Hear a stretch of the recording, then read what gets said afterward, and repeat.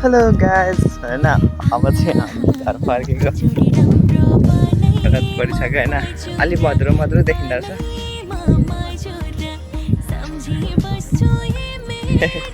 ए एकछिन त्यसो है यता फर्किनु नि त